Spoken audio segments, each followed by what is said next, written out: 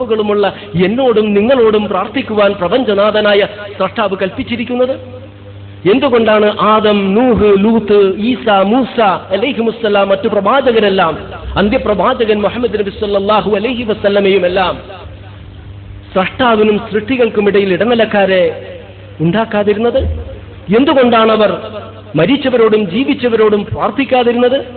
എന്തുകൊണ്ടാണ് അവർ ഖബറാരാധന നടത്താതിരുന്നത്? എന്തുകൊണ്ട് എന്ന ചോദ്യങ്ങൾക്ക് ഒരു ഉത്തരമേയുള്ളൂ.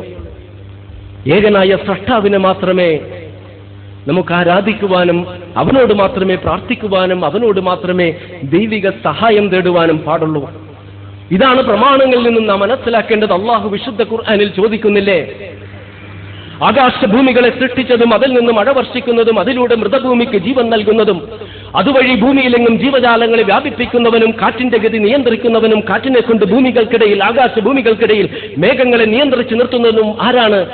ഏകനായ സ്രഷ്ടാവിനെ കൂടാതെ അന്യ ദൈവങ്ങളോ നിങ്ങൾക്കെന്ന ഖുർആന്റെ ചോദ്യത്തിന് ആത്മാർത്ഥമായി ഹൃദയത്തിന്റെ ആഴങ്ങളിൽ നിന്ന് നമുക്ക് പറയുവാൻ സാധിക്കുകയുള്ളൂ, ലാ ഇലാഹ ഇല്ലല്ലാഹ്, ആരാധനക്കർഹത ആർക്കുമില്ല ഏകനായ സ്രഷ്ടാവിനല്ലാതെ എന്ന്. ഭൂമിയെ നിങ്ങൾക്ക് താമസയോഗ്യമാക്കിയതും അതിൽ പർവ്വതങ്ങൾ നാട്ടിയതും ഇരു സമുദ്രങ്ങൾക്കിടയിൽ മറതീർത്തതും അതിലൂടെ അരുവികൾ ഒഴുക്കിയതും ആരാണ്? ഏകനായ സ്രഷ്ടാവിനെ കൂടാതെ അന്യ ദൈവങ്ങളോ നിങ്ങൾക്കെന്ന് അള്ളാഹുവിന്റെ ചോദ്യമുണ്ടല്ലോ. ആ ചോദ്യത്തിന് അചഞ്ചലമായി നമുക്ക് മറുപടി പറയുവാൻ കഴിയുകയുള്ളൂ, ലാ ഇലാഹ ഇല്ലല്ലാഹ്, ആരാധനക്കർഹൻ ആരുമില്ല ഏകനായ അല്ലാഹുവല്ലാതെ എന്ന്. നിർജീവരായ നിങ്ങൾക്ക് ജീവൻ നൽകിയതും ജനിച്ച നിങ്ങളെ മരണത്തിലേക്കും ജീവിതത്തിലേക്കും വീണ്ടും മരണത്തിലേക്കും നയിക്കുന്നവനാരാണ്? മണ്ണിൽ നിന്നും വിണ്ണിൽ നിന്നും നിങ്ങൾ കണ്ണം നൽകുന്നത് ആരാണ്? ഏകനായ സ്രഷ്ടാവിനെ കൂടാതെ അന്യ ദൈവങ്ങളോ നിങ്ങൾക്കെന്ന ഖുർആന്റെ ചോദ്യത്തിന് അചഞ്ചലമായി ലാ ഇലാഹ ഇല്ലല്ലാഹ്, ആരാധനക്കർഹത ആർക്കുമില്ല ഏകനായ അല്ലാഹുവിനല്ലാതെ എന്ന് നമുക്ക് പറയുവാൻ കഴിയുകയുള്ളൂ. രാപ്പകലുകൾ മാറ്റി മാറ്റി വരുത്തുന്നവനും പ്രഭാതം വിടർത്തുന്നവനും രാത്രിയെ പ്രശാന്തമാക്കുന്നതും നിങ്ങളുടെ പ്രാർത്ഥനയ്ക്ക് ഉത്തരം നൽകുന്നവനും ആരാണ്? ഏകനായ സ്രഷ്ടാവിനെ കൂടാതെ അന്യ ദൈവങ്ങളോ നിങ്ങൾക്ക് എന്ന ഖുർആന്റെ ചോദ്യത്തിന് യാതൊരു സന്ദേഹവുമില്ലാതെ നമുക്ക് മറുപടി പറയുവാൻ സാധിക്കുകയുള്ളൂ, ലാ ഇലാഹ ഇല്ലല്ലാഹ്, ആരാധനക്കർഹത ആർക്കുമില്ല ഏകനായ അല്ലാഹുവിനല്ലാതെ എന്ന്. മതപ്രമാണങ്ങളുടെ അടിസ്ഥാനത്തിൽ നാം മനസ്സിലാക്കേണ്ട അടിസ്ഥാനപരമായ തത്വവും സത്യവും ഇത് തന്നെയാണ്. മലയാളത്തിലെ പ്രശസ്ത കവി വയലാറിന്റെ മനോഹരമായ ഒരു കവിതയുണ്ട്, ഒരു ദൈവം കൂടി എന്നൊരു കവിത. രണ്ടു കാലിലും മല പോലെ മന്തുള്ള കുണ്ടുണ്ണി മേനവൻ എന്ന് പറയുന്നയാളെ ആത്മീയതയുടെ ചിറകിലേന്തി കോടീശ്വരനാകുന്ന കഥയാണ് കവി ആ കവിതയിലൂടെ വിവരിക്കുന്നത്. ദാരിദ്ര്യവും പട്ടിണിയും കാരണം ഏക മകൻ പാർട്ടി ഓഫീസിൽ അന്തിയുറങ്ങുന്നു. മകൾ നാടുവിട്ടുപോയി. അങ്ങനെ കടം തിരിച്ചു വീട്ടുവാൻ കഴിയാതെ തന്റെ തറവാട് ജപ്തി ചെയ്യുകയാണ് ലോനപ്പൻ മുതലാളി വന്നിട്ട്. ഈ ഘട്ടത്തിൽ തറവാട്ടിൽ നിന്ന് ഇറങ്ങിപ്പോകുന്ന കുണ്ടുണ്ണി മേനവനെ വയലാർ മനോഹരമായിട്ട് വിവരിക്കുകയാണ്.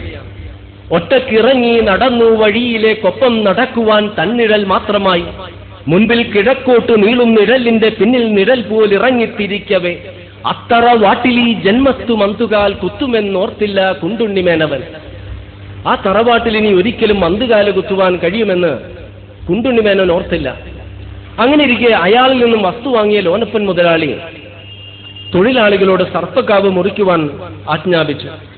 തൊഴിലാളികൾ ഭയന്ന് മാറി നിന്ന സന്ദർഭത്തിൽ ഈ കുണ്ടുണ്ണി മേനവൻ കോടാലിയെടുത്ത് അയാൾക്ക് പരിചയമില്ലാത്ത പണി ചെയ്തു. ആ ഉണക്ക മരത്തിലേക്ക് ആഞ്ഞുവെട്ടി കോടാലി തിരിച്ച് അയാളുടെ ദേഹത്ത് തറക്കുകയും ലോനപ്പൻ മുതലാളി മരിക്കുന്നു. വാർത്ത കേട്ട് ജനലക്ഷങ്ങൾ തടിച്ചുകൂടിയ സന്ദർഭത്തിൽ വെളിച്ചപ്പാട് തുള്ളിക്കൊണ്ട് പറഞ്ഞു, കുണ്ടുണ്ണിയെ വിളിക്കൂ, തറവാട് തിരിച്ചു നൽകൂ. അങ്ങനെ അയാൾക്ക് തറവാട് തിരിച്ചു കിട്ടുന്നു. അയാളിൽ അമാനുഷികത അടിച്ചേൽപ്പിക്കപ്പെടുന്നു. അയാൾ അത്ഭുതങ്ങൾ പ്രവർത്തിക്കുവാൻ ആരംഭിച്ചു. രോഗങ്ങൾ മാറ്റുവാൻ ആരംഭിച്ചു. വിലയേറിയ വാഹനങ്ങൾ അയാൾ വാങ്ങി. അങ്ങനെ തന്റെ മന്തുകാല് വെച്ച് വിലയേറിയൊരു കാറിലേക്ക് കാലെടുത്ത് വെക്കുന്ന സന്ദർഭത്തിൽ ഒരു ചെറിയൊരു കുട്ടി ഇത് കാണുന്നു. ആ കുട്ടി ചോദിക്കുന്നൊരു ചോദ്യം, ഒരു ആത്മകഥം വയലാർ മനോഹരമായിട്ട് വിവരിക്കുന്നുണ്ട് കവിതയിൽ. സാധിക്കുകില്ലേ ഭഗവാന് പോലും ഈ സാറിന്റെ കാലിലെ മന്തു മാറ്റിയിടുവാൻ? രോഗങ്ങൾ മാറ്റുന്ന, അത്ഭുതങ്ങൾ പ്രവർത്തിക്കുന്ന, ഇയാളുടെ കാലിലെ മന്ത് മാറ്റാൻ ഇയാൾക്ക് സാധിക്കില്ലേ എന്നാണ് ആ കൊച്ചുകുട്ടി ചോദിക്കുന്നത്. ആ കൊച്ചുകുട്ടി ചോദിക്കുന്ന ചോദ്യമുണ്ടല്ലോ, അത് ചോദിക്കാത്തതാണ് ഈ കാലഘട്ടത്തിന്റെ ദുഃഖവും ദുരന്തവുമെല്ലാം. വാസ്തവത്തിൽ ബൈബിളിന്റെ വചനങ്ങളിലൂടെ കടന്നുപോയാൽ ഒരു ക്രൈസ്തവ സഹോദരൻ ഏകദൈവ വിശ്വാസമല്ലാതെ മറ്റെന്താണ് അംഗീകരിക്കുവാൻ കഴിയുന്നത്? മത്തായി സുവിശേഷത്തിലെ 5-ാം അധ്യായത്തിലെ 17-ാം വചനത്തിൽ യേശു പറയുന്നില്ലേ, ഞാൻ ന്യായപ്രമാണത്തെയോ പ്രവാചകരെയോ നീക്കുവാൻ വന്നു എന്ന് നിരൂപിക്കരുത്, നിവർത്തിപ്പാനത്രേ ഞാൻ വന്നത്. ഞാൻ നിങ്ങളോട് സത്യമായിട്ട് പറയുന്നു, ആകാശവും ഭൂമിയും നിലനിൽക്കുന്ന കാലത്തോളം പ്രമാണങ്ങളിൽ നിന്നും കൽപ്പനകളിൽ നിന്നും ഒരു ചെറിയൊരു കൽപ്പനയുടെ വള്ളിക്കോ പുള്ളിക്കോ മാറ്റമുണ്ടാകില്ല. അങ്ങനെ മാറ്റുകയും മറ്റുള്ളവരെ പഠിപ്പിക്കുകയും ചെയ്യുന്ന വ്യക്തി നരകത്തിൽ, സ്വർഗത്തിന്റെ ഏറ്റവും അടിത്തട്ടിലായിരിക്കും.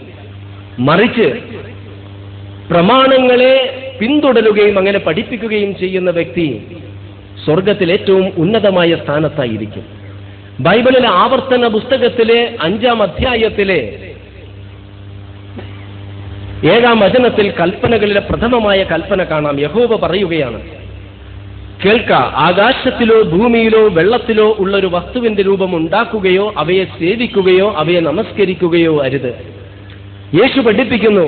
മർക്കോസിന്റെ സുവിശേഷം 12-ാം അധ്യായത്തിൽ 29-ാം വചനത്തിൽ ജനങ്ങൾ യേശുവിന്റെ അടുത്ത് വന്ന് പറയുന്നു, ഏറ്റവും വലിയ കൽപ്പന പറഞ്ഞു തരിക. അപ്പോൾ യേശു പറയുന്നു, ഏറ്റവും വലിയ കൽപ്പന ഞാൻ പറഞ്ഞു തരാം. നമ്മുടെ ദൈവമായ കർത്താവ് ഏക കർത്താവ്. ആ കർത്താവിനെ പൂർണ്ണ ഹൃദയത്തോടും പൂർണ്ണ ആത്മാവോടും പൂർണ്ണ ശക്തിയോടും പൂർണ്ണ മനസ്സോടും കൂടി നിങ്ങൾ സ്നേഹിക്കണം. ഇതൊരു ക്രൈസ്തവ സഹോദരൻ മനസ്സിലാക്കി കഴിഞ്ഞാൽ എങ്ങനെയാണ് യേശുവിനെ ദൈവമാക്കുവാൻ കഴിയുന്നത്? എങ്ങനെയാണ് പരിശുദ്ധാത്മാവിനെ അംഗീകരിക്കുവാൻ കഴിയുന്നത്? അതുപോലെ വേദങ്ങളിലേക്ക് കടന്നു ചെന്നു കഴിഞ്ഞാൽ ഏകദൈവ വിശ്വാസത്തിന്റെ അത്യുജ്വലമായ പ്രഖ്യാപനങ്ങൾ കാണുവാൻ സാധിക്കില്ലേ? കേനോപനിഷത്തിലെ പ്രഥമഖണ്ഡ 7-8 ശ്ലോകങ്ങൾ പറയുന്നില്ലേ, കണ്ണുകൾ കൊണ്ട് കാണുവാൻ സാധിക്കാത്ത ശക്തി, എന്നാൽ കണ്ണുകൾക്ക് കാഴ്ചശക്തി നൽകുന്ന ശക്തി ഏതോ അതാണ് ദൈവം. കണ്ണുകൾ കൊണ്ട് മനുഷ്യർ കണ്ട് ആരാധിക്കുന്നത് ദൈവമല്ല. കാതുകൾ കൊണ്ട് കേൾക്കുവാൻ സാധിക്കാത്ത ശക്തി അതാണ് ദൈവം. കാതുകൾ കൊണ്ട് മനുഷ്യർ കേട്ട് ആരാധിക്കുന്നത് ദൈവമല്ല. ഏകദൈവ വിശ്വാസത്തെ സംബന്ധിച്ച് ഇതര മത ഗ്രന്ഥങ്ങൾ വായിച്ചു കഴിഞ്ഞാൽ വൈരുദ്ധ്യങ്ങൾ ഒരുപാടുണ്ട്. അതുകൊണ്ടും ഇതര മത വിഭാഗങ്ങളിൽപ്പെട്ട ആളുകൾക്ക് എന്തെങ്കിലും സംശയങ്ങൾ ഉണ്ടാകാം. എന്നാൽ ദൗർഭാഗ്യവശാൽ വിശുദ്ധ ഖുർആനും നബി സല്ലല്ലാഹു അലൈഹി വസല്ലമയുടെ വചനങ്ങളിലൂടെ കടന്നുപോകുന്ന ഒരു മനുഷ്യനെ സംബന്ധിച്ചിടത്തോളം ഏകനായ സ്രഷ്ടാവിനെ മാത്രമേ ആരാധിക്കുവാൻ പാടുള്ളൂ എന്ന കൽപ്പനയെ സംബന്ധിച്ച് സംശയമുണ്ടാകേണ്ട കാര്യമില്ല. അതിൽ പോലും വലിയൊരു വിഭാഗം മുസ്ലിങ്ങൾക്ക് സംശയമാണ് എങ്കിൽ നാം എന്താണ് ചെയ്യുക? അവിടെയാണ് പ്രമാണങ്ങളിലൂടെ മനുഷ്യനെ, മതത്തെ മനസ്സിലാക്കണമെന്ന് ഈ പ്രമേയത്തിന്റെ പ്രാധാന്യവും പ്രസക്തിയും. പ്രമേയങ്ങളിലൂടെ മതത്തെ മനസ്സിലാക്കിയിരുന്നുവെങ്കിൽ മുസ്ലിങ്ങൾ ഒരുപാട് കുഴപ്പങ്ങളിൽ നിന്നും രക്ഷപ്പെടുമായിരുന്നു, ഒരുപാട് തെറ്റിദ്ധാരണകൾ ഒഴിവാക്കുവാൻ കഴിയുമായിരുന്നു.